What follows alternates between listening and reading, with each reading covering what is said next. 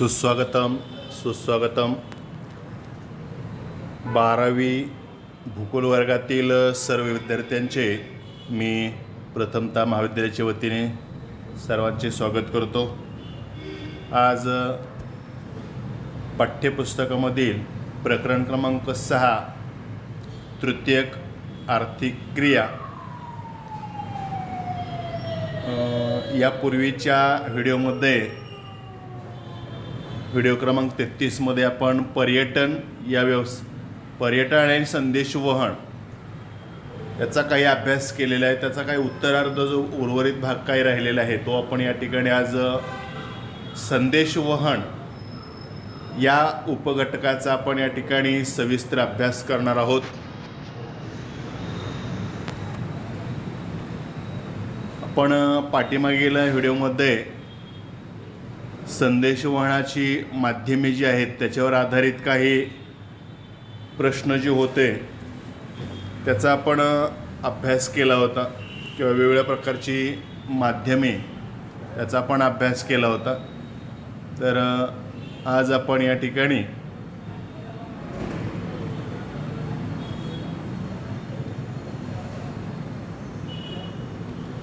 तृतीयक आर्थिक क्रियेमध्ये संदेशवहन व्यवसाय.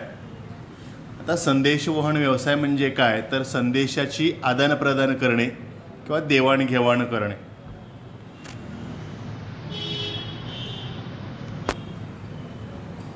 संदेशवहन ही एक प्रक्रिया आहे की ज्याद्वारे आपण संदेशाची म्हणजेच एका ठिकाणाहून दुसऱ्या ठिकाणी मग टंकलिखित असेल किंवा वेगवेगळ्या प्रकारच्या लेखणी स्वरूपात या ठिकाणी संदेशाची आदानप्रदान करणे त्यालाच आपण संदेशवहन म्हणतो. संदेशाचे वहन हे वेगवेगळ्या प्रकारे केले जाते. म्हणजे अगदी इथं 2 पद्धती दिलेल्या आहेत फ्लोचार्टमध्ये. ही प्राचीन संदेशवहनाची पद्धत आहे आणि इथं सध्या चालू असलेली वर्तमान काळातील संदेशवहनाची पद्धत आहे. आज आपण वास्तविक पाहता जे आज ई लर्निंग सेवा जी आहे आपण या आधुनिक संदेशवहनाच्या माध्यमातून म्हणजे कोरोनाजन्य परिस्थितीमध्येही आपण घरामध्ये बसून जसं की वर्गामध्ये आपण वेगवेगळे लेक्चर अभ्यासतो पाहतो त्याच पद्धतीनं आपण या ठिकाणी वेगवेगळे लेक्चर अटेंड करतो आहे. परंतु त्याचं माध्यम हे आजचं हे आधुनिक आहे किंवा त्याला आपण ई लर्निंग सेवा म्हणतो. म्हणजे व्हॉट्सअपच्या माध्यमातून किंवा टेलिग्रामच्या माध्यमातून किंवा आपण झूम मीटिंग असेल, गुगल मीटिंग असेल, वेगवेगळ्या मीटिंगद्वारे आपण वेगवेगळ्या लेक्चरमधून संदेशाची आदानप्रदान म्हणजेच 12वी पाठ्यपुस्तकामध्ये दिलेला जो अभ्यासक्रम जे आहे आपल्याला जेवढा शक्य होईल तेवढा आपण सोपा करून या ठिकाणी वेगवेगळ्या व्हिडिओच्या माध्यमातून तुमच्यापर्यंत पोहोचवण्याचं कामसुद्धा हे संदेशवहनाचंच माध्यम आहे, हे लक्षात घ्या. म्हणजे प्रत्यक्ष आपण पाठ्यपुस्तकामधून संदेशवहनाचा अभ्यास करत असताना गेले जवळजवळ आपण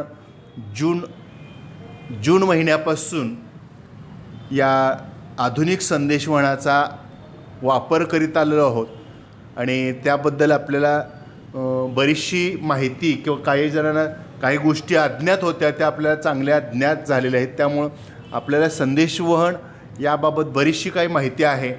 आता थोडंसं आपण त्याच्या फ्लोचार्टच्या माध्यमातून अभ्यास करूया.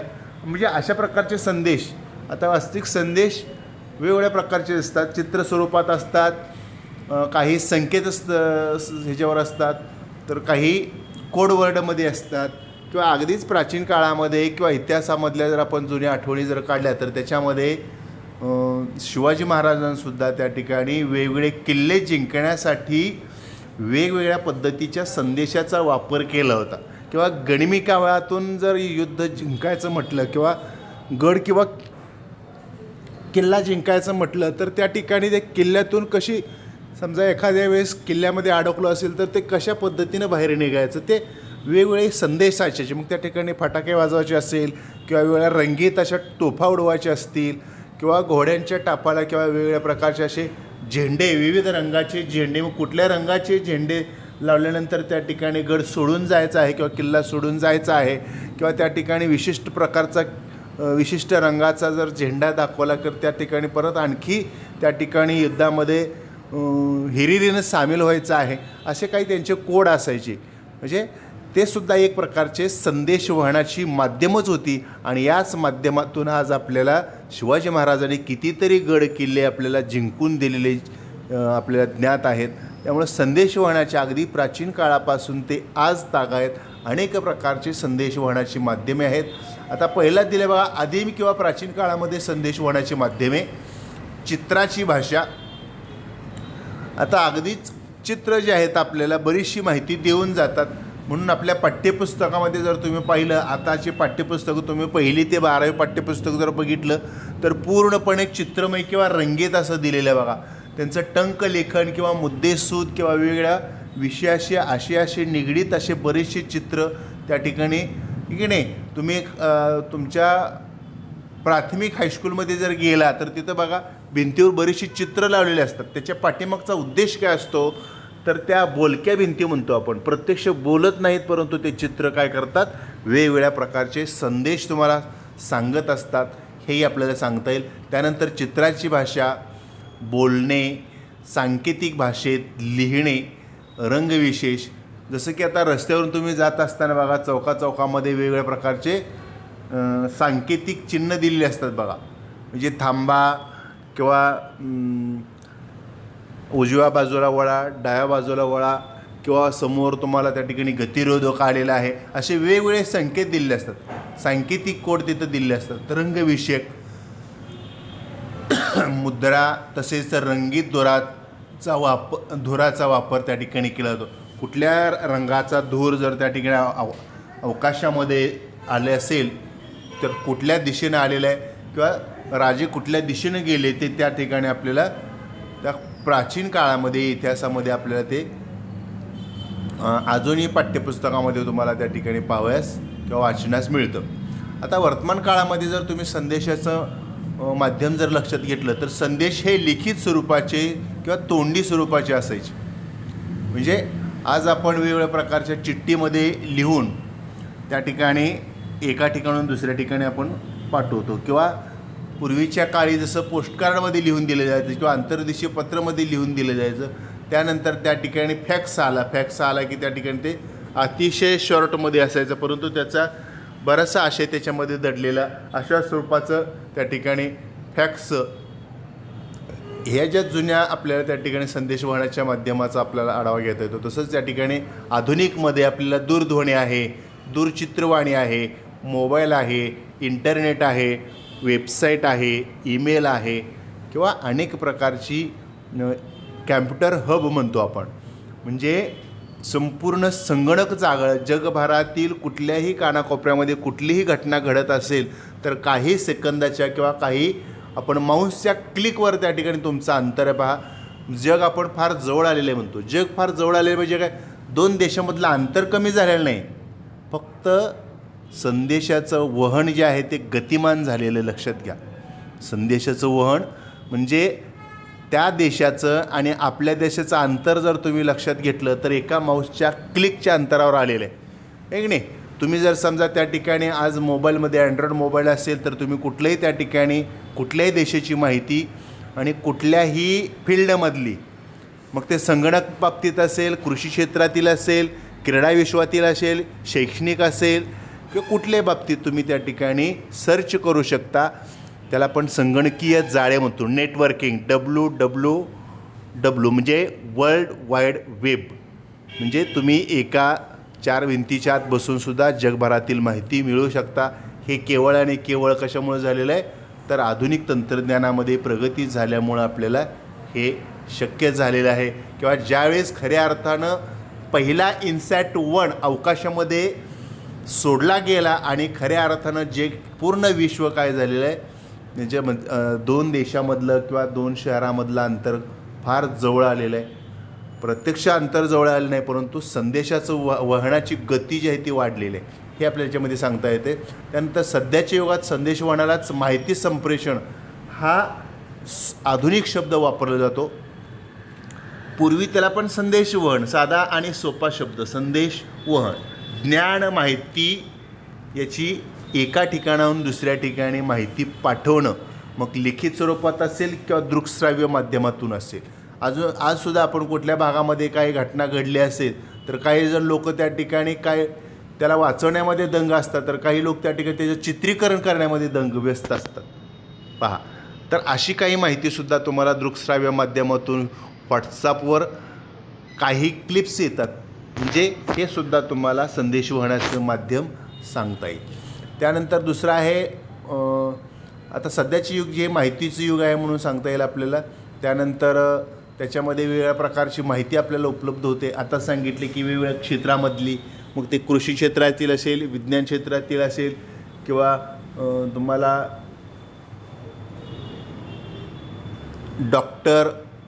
डॉक्टरशी निगडीत असेल, आरोग्य विषयाशी निगडीत असेल, असे अनेक प्रकारची अनेक फील्डमधली आपल्याला त्या ठिकाणी माहिती एका ठिकाणाहून दुसऱ्या ठिकाणी पाठवता येते.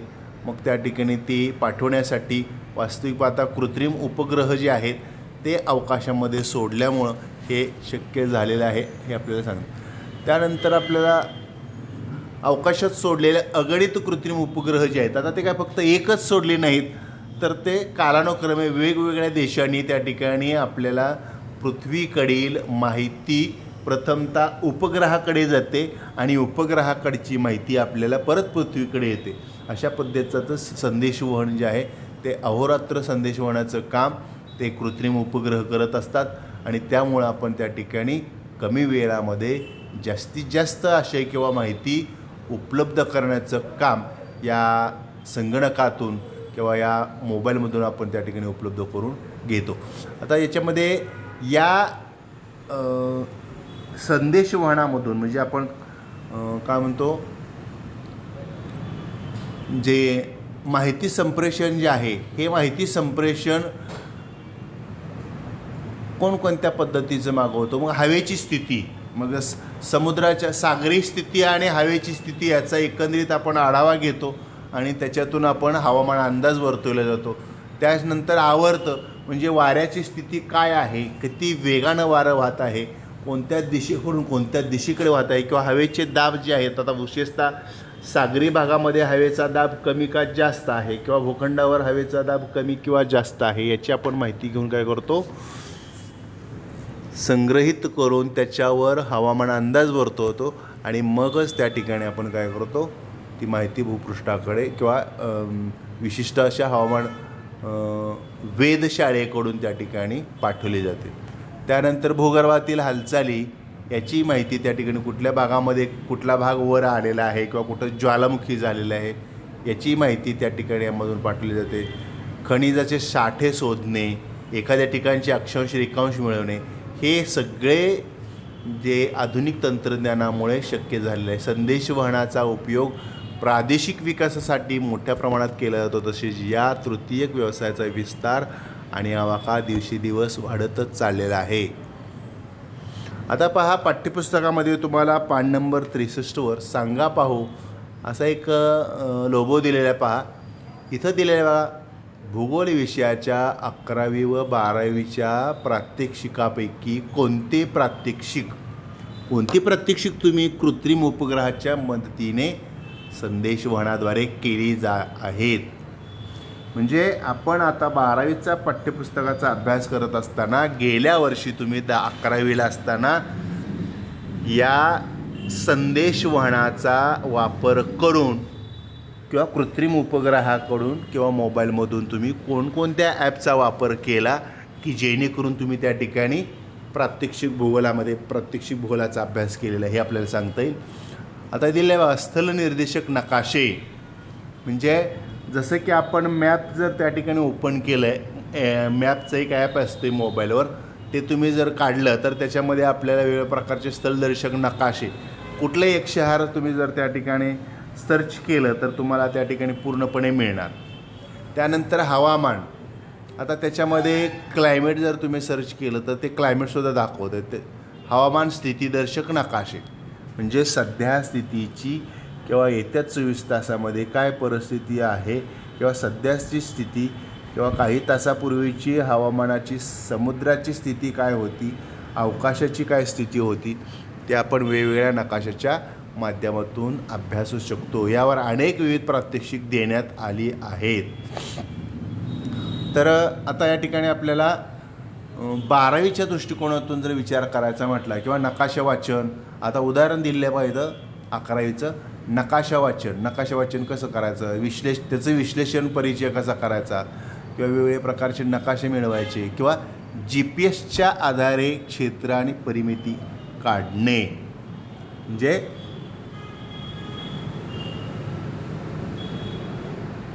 GPSच्या माध्यमातून आपल्याला वेगवेगळ्या प्रकारची विशिष्ट क्षेत्राचं अंतर काढायचं असेल किंवा त्या ठिकाणी परिमिती काढायची जर असेल तर त्याचाही आपण त्या ठिकाणी वापर करू शकतो. इयत्ता 12वी वर्गासाठी विविध ॲपचा वापर करून माहिती मिळवणे किंवा गणिती प्रात्यक्षिक सोडवणे यासाठी कृत्रिम उपग्रहाचा वापर होतो. आता इथं एक तुम्हाला चार्ट दिलेला आहे बघा. खाली दिलेल्या इथं लोगो दिला आहे, पहा बरे जमते का. खाली दिलेल्या माहितीसाठी योग्य आलेख काढा आणि या माहितीचा अर्थ सांगणारा परिच्छेद लिहा. तक्ता क्रमांक 6.4 स्थूल राष्ट्रीय उत्पन्नामध्ये विविध क्षेत्रांचे योगदान.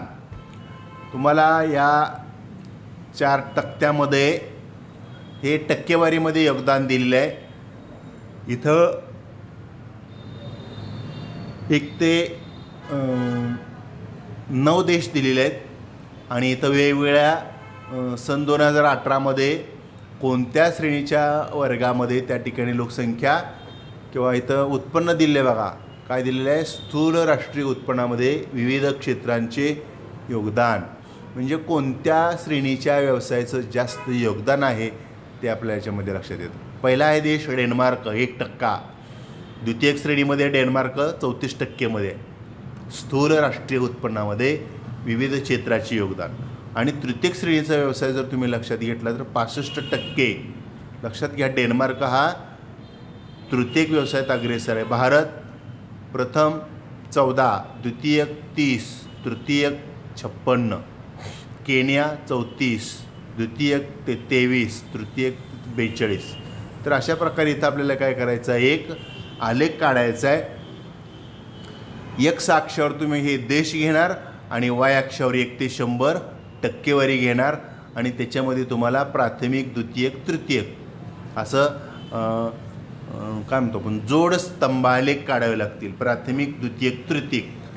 खाली एक्स अक्षावर डेन्मार्क देश असेल, प्राथमिकसाठी स्वतंत्र, द्वितीयकसाठी स्वतंत्र आणि तृतीयकसाठी स्वतंत्र. अशा पद्धतीचं तुम्ही बहुआलेख किंवा जोड स्तंभालेख म्हणून आपण काढू शकतो. त्यानंतर पहा आपल्याला चतुर्थक आर्थिक व्यवसाय. आता पहा याच्यामध्ये आजपर्यंत आपण त्या ठिकाणी प्रथमतः आपण या पाठ्यपुस्तकामधील पान नंबर 63वर हा पिरॅमिड दिले आहे बघा, पिरॅमिड. आणि याच्यामध्ये 5 टप्पे दाखवलेले आहेत, 5 टप्पे. थोडंसं आपण जर झूम केलं तर पहा या पिरॅमिडमधून तुम्हाला सुद्धा बराचसा आशय साध्या सोप्यामध्ये मांडलेला दिसतो. प्राथमिक आर्थिक क्रिया कशाला म्हणायचं तर शेतीजन्य उत्पादनावर आधारित, म्हणजे शेतीतून काढलेलं उत्पादन जे आहे, उदाहरणार्थ शेतीची मशागत करून आपण ज्वारी घेतो, ऊस घेतो किंवा कुठल्या प्रकारचा कच्चा माल, कापूस असेल किंवा कुठल्या प्रकारचं भाजीपाला असेल, हे सगळे प्राथमिक आर्थिक क्रियामधली उत्पादन झाली. त्यानंतर द्वितीयक आर्थिक क्रिया जी आहे, प्राथमिक आर्थिक क्रियामध्ये घेतली जाणारी उत्पादन जे आहेत ते आहे त्या स्वरूपामध्ये विकली जात नाहीत म्हणून त्याच्यावर प्रक्रिया केलेले जे कारखाना जे आहेत त्याला आपण काय म्हणतो, द्वितीयक आर्थिक क्रिया. इथं दिले बघा, कच्च्या मालापासून पक्का माल तयार करणे यालाच आपण काय म्हणतो, द्वितीयक आर्थिक क्रिया. आणि हे आपण स्वतंत्र प्रकरण त्याच्यामध्ये अभ्यासलेले आहेत, प्राथमिक आर्थिक क्रिया, द्वितीयक आर्थिक क्रिया. आणि आत्ताच आपण हा तृतीयक आर्थिक क्रियामधला शेवटचा भाग पाहतोय. आता याच्यामध्ये तृतीयक आर्थिक क्रिया कशाला म्हणायचं, ग्राहक आणि व्यवसायांसाठी सेवा पुरवणे. तृतीयक आर्थिक क्रिया हा व्यवसाय जे आहे पूर्णपणे सेवा वर्ग किंवा सेवा पुरवण्याचा व्यवसाय आपल्याला यामध्ये सांगता येईल. आणि आता उरले राहिले फक्त 2 चतुर्थक आर्थिक क्रिया आणि पंचक आर्थिक क्रिया हेही सेवा वर्गाच्या पुढील काही जो विशेष भाग जे येतो. आता उदाहरणार्थ चतुर्थक श्रेणी कुठे येते? संशोधन करणे, प्रशिक्षण घेणे, शिकवणे इत्यादी वर्ग जे आहे त्याला चतुर्थक श्रेणी म्हणतो. त्यानंतर पंचक आर्थिक क्रिया जी आहे निर्णय घेणे किंवा नीती निर्धारण याचा या ठिकाणी समावेश केला जातो. आता पहा, याच्यामध्ये चतुर्थक आर्थिक क्रिया हे काय काय करतात, तर जे व्यवसाय केवळ ज्ञानाच्या आधारावर सेवा पुरवतात त्याला आपण काय म्हणतो?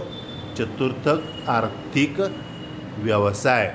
आता हा जो व्यवसाय जे आहे फक्त सेवा पुरवण्याचं काम करतो, तर याच्यामध्ये अशा अनुत्पादक बौद्धिक अथवा ज्ञानवर्धित सेवांना चतुर्थक आर्थिक व्यवसाय असे म्हणतात. म्हणजे इथं व्याख्या दिलेली चतुर्थक आर्थिक व्यवसाय कशाला म्हणायचे, की जे व्यवसाय केवळ ज्ञानाच्या आधारावर सेवा पुरवतात अशा अनुत्पादक, म्हणजे प्रत्यक्ष उत्पादन घेत नाहीत, परंतु कसं बौद्धिक कौशल्याच्या जोरावर हे सगळं चालू असतं आहे, म्हणून ते दिलं आहे बौद्धिक अथवा ज्ञानवर्धित सेवांना चतुर्थक आर्थिक व्यवसाय असे म्हणतात. म्हणजे हे सगळे सेवा वर्ग आहेत बुद्धीच्या जीवावर चालवले जाणारे. दुसरं वैशिष्ट्य दिलं बघा, या व्यवसायात शिक्षण, माहिती, संशोधन आणि विकास, शिक्षण, माहिती, संशोधन आणि विकास यांचा समावेश होतो. यामध्ये वित्त, नियोजनकार, कर, सल्लागार, संगणक प्रणाली, विकसक, संख्याशास्त्री शिक्षक, लेखापाल, कलाकार, वैद्यकीय अधिकारी इत्यादींचा समावेश होतो. म्हणजे हे सर्व सेवा वर्ग जे आहेत हे सर्व चतुर्थक श्रेणी वर्गामध्ये मोडतात. आणि शेवटचा जो व्यवसाय आहे पंचक आर्थिक व्यवसाय, म्हणजे त्याच्याही पुढे जाऊन आता याच्यामध्ये एक व्याख्या आपण अगोदर पाहूया. ज्या व्यवसायातील लोक केवळ उच्चस्तरीय निर्णय घेण्यात व नीती निर्धारण करण्यात गुंतलेले असतात. काय सांगितलेलं आहे? ज्या व्यवसायातील लोक केवळ उच्चस्तरीय निर्णय घेण्यात व नीती निर्धारण करण्यात गुंतलेले असतात त्या व्यवसायास पंचक आर्थिक व्यवसाय असे म्हणतात. म्हणजे निर्णय क्षमता महत्त्वाची असते. निर्णय आज आणि आजच घेतला पाहिजे. समजा तुम्हाला 1 तासाचा वेळ दिला आहे की 1 तासामध्ये निर्णय घेतला पाहिजे. 5 मिनटात द्या म्हणजे 5 मिनटात निर्णय दिला. म्हणजे निर्णय क्षमता त्या ठिकाणी स्ट्रॉंग असली पाहिजे.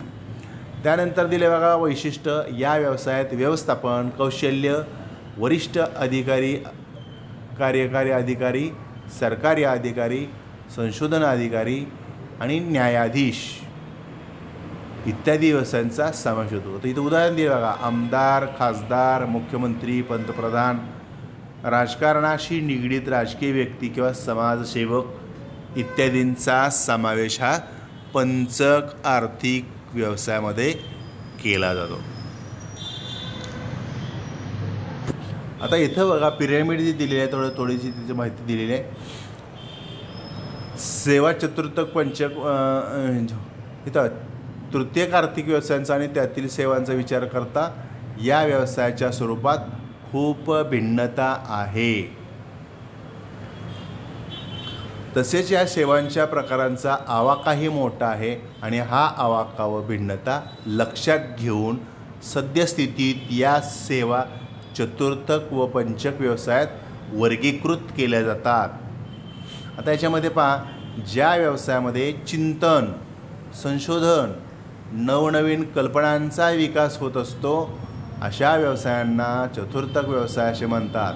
आणि यामध्ये शिक्षण, माहिती, संशोधन आणि विकास इत्यादींचा समावेश होतो. आता याच्यात उदाहरण जर द्यायचं झालं तर काय उदाहरण देता येईल? वित्त, नियोजनकार, कर सल्लागार, संगणक प्रणाली विकसक, संख्याशास्त्री, शाळा, महाविद्यालय, विद्यापीठातील शिक्षक, लेखापाल, कलाकार, वैद्यकीय अधिकारी इत्यादी पेशेतील व्यक्ती या वर्गात येतात. आणि हे सर्व व्यवसाय चतुर्थक श्रेणीमध्ये. आता पंचक श्रेणी जर तुम्ही पाहिली, व्यवस्थापन कौशल्य जे आहे तर आपण मॅनेजमेंट म्हणतो, वरिष्ठ कार्यकारी अधिकारी, सरकारी अधिकारी, संशोधन अधिकारी, न्यायाधीश इत्यादी व्यवसायांचा समावेश पंचक आर्थिक व्यवसायात होतो. चतुर्थक व्यवसाय व पंचक व्यवसायातील मुख्य फरक म्हणजे पंचक व्यवसायातील लोक उच्चस्तरीय निर्णय घेण्यात व नीती निर्धारण करण्यात गुंतलेले असतात. म्हणजे हे पिरॅमिडचे वरचे टोक जे आहेत, निर्णय क्षमता स्ट्रॉंग असते, म्हणून त्याला पंचक आर्थिक क्रिया असं म्हटलं जातं. तर अशा प्रकारे आज आपण या ठिकाणी तृतीयक आर्थिक क्रियामधील जो संदेशवहन हा जो व्यवसाय पाहिलेला आहे तो शेवटचा होता. आणि त्याचबरोबर इथं आपण चतुर्थक आणि पंचक आर्थिक क्रियासुद्धा वेगवेगळ्या उदाहरणाच्या माध्यमातून सविस्तर त्याचा अभ्यास केलेला आहे. तर तुम्ही शेवटपर्यंत हा व्हिडिओ पाहिला त्याबद्दल मी महाविद्यालयाच्या वतीने सर्वांचा आभार मानतो. धन्यवाद. अशाच प्रकारे तुम्ही काही उशिरा या यूट्यूबला किंवा कॉलेजच्या टेलिग्रामला उशिरा जॉईन झाला असाल तर तुम्ही त्या ठिकाणी गुगलवर किंवा यूट्यूबवर जाऊन तुम्ही त्या ठिकाणी 12वी भूगोल यादव SB जर सर्च केलं तर तुम्हाला वेगवेगळे नवीन तयार करण्यात आलेले व्हिडिओ जे आहेत ते तुम्हाला उपलब्ध होतील. तर अशाच प्रकारे या चॅनलला तुम्ही त्या ठिकाणी शेअर करा, लाईक करा. त्याचबरोबर परत काहींना समजलं नसेल तर वेगवेगळे नकाशे आपण या व्हिडिओच्या माध्यमातून दाखवलेले आहेत. ते तुम्ही पॉज घेऊन नकाशे पाहू शकता आणि अशाच पद्धतीने नवनवीन व्हिडिओ तुम्ही पाहू शकता. धन्यवाद.